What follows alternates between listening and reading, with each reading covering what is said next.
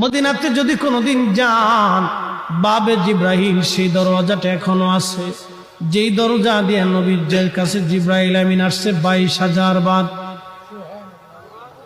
দাহিয়াতুল কালবির সুরত নিয়ে নবীজির কাছে আসতেন। হযরত জিব্রাইল আমিন এসে সালাম দিয়ে বসে গেলেন।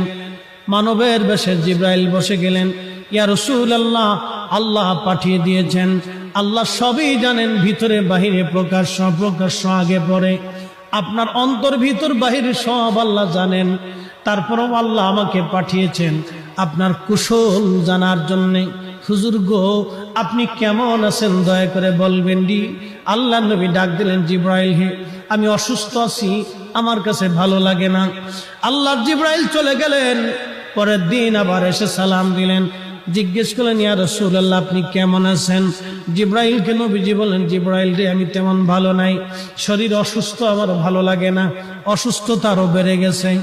তৃতীয় দিন জিব্রাইল আমিন আবার আসছে, হুজুর আপনি কেমন আছেন? আল্লাহ